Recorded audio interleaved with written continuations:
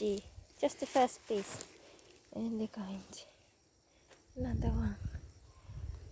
はい、もうちょっと切ります。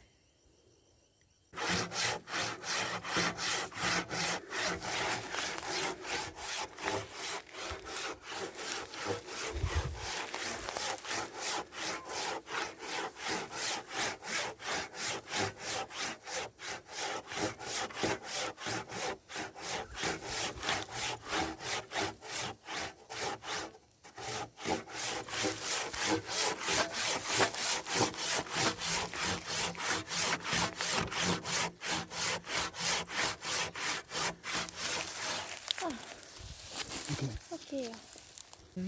Grab your log. Look at this。 わあ、すごい綺麗。ここ見て。はい、じゃあこれを運びます。はい、15キロぐらいらしい。はい、戻ります。歩いて滑りやすいから気をつけて。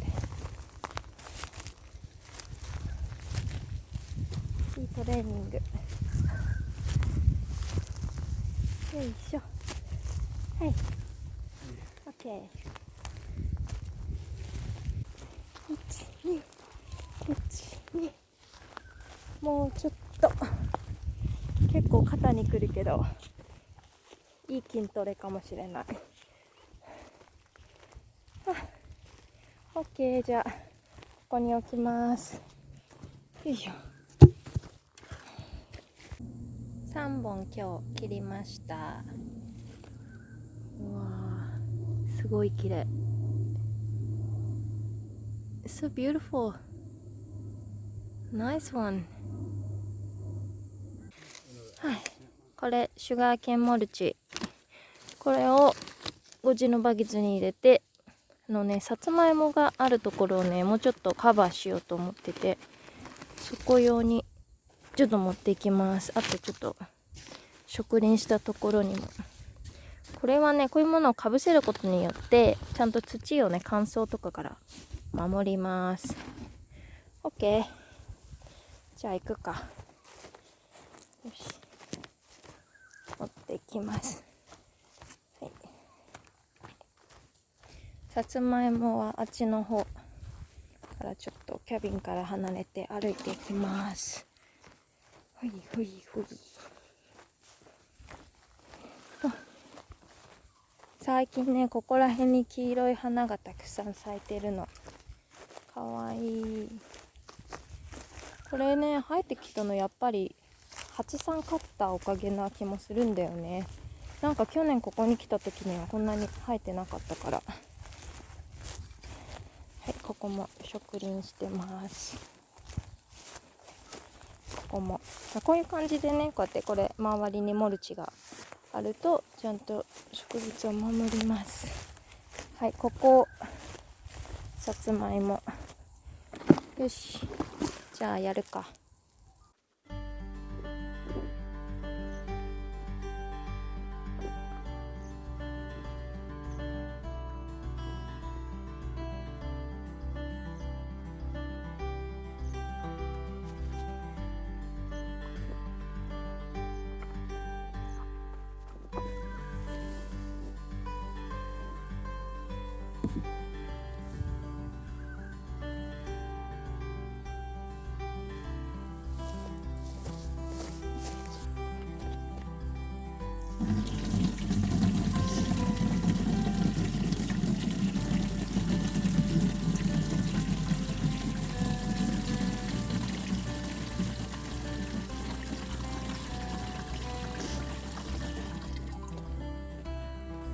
よし、最後にちょっとお水をかけて終わりにします。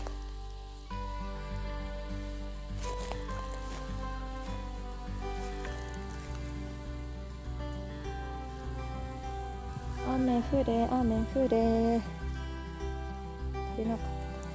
ちょっと足りなかったね。ああ、もうちょっと雨降ってくれないと困るよ。はい、ということでこんな景色今日もうすぐ4時半ぐらいかな。とっても綺麗でしょう。はあ、夕方が一番私の大好きな時間なの。すっごい癒される。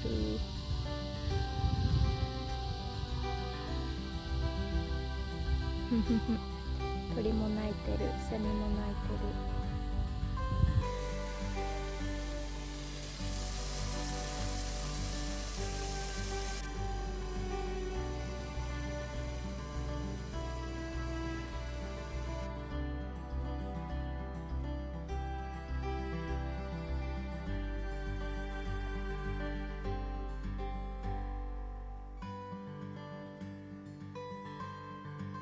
皆さんこんにちは。今日はちょっとね八三の様子を久しぶりにお見せしようと思います。はい、八三はちょっとキャビンから少しだけ離れたところにいるんですけど、私のYouTube のビデオを以前見てくださった方は、私がネイティブビーを飼ってるっていうのは知ってると思うんですけど、オーストラリアのなんていうのかな、野生のオーストラリアネイティブビーっていうのを飼っています。蜂の巣はねこんな感じです。蜂の巣箱を買ってきて、蜂がもういた状態で買ってきて、でこれちょっと影のあるところにこういう風に木の枝とかを使ってちょっと影を作ってあげて、蜂さんが住んでます。ちょっとネイティブビーについて知りたい方はリンクを貼っておくので、よかったら見てください。見えるかな、ちょっと動き回ってる感じがたくさん見えるね。ポリネートでお花の蜜を取ってきたりとか、あとこの入り口を守ってたりしてるやつもいたりします。なんかブンブン音聞こえるけどね、普通のミツバチみたいなうるささは全然ないです。でこの蜂さんも前回ね最初にその蜂の巣箱を持って帰ってきた時に、ちょっと真ん中のところでちょっとプラスチックのテープで留めてあったんですよ。でちょっとその下の巣箱の中だけでちゃんと巣が作れるようになっていて、で先月ぐらいだったかな、先月ぐらい、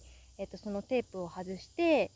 上の巣箱にもこうスペースを作れるようにしたので、多分その時1回中見たんだけど、まだね全然7割ぐらいかなしか巣ができてなくって、で上のところも開けてスペースを作ったから、多分そこからまたこう蜂さんが移動して大きなスペースができたから、上と下と今お家を作ってるんじゃないかなって思います。だからもっと蜂の巣も蜂っていうか蜂の数も多分ね増えていくんじゃないかなと思って、で大体ね前も言ったんだけど、9キロから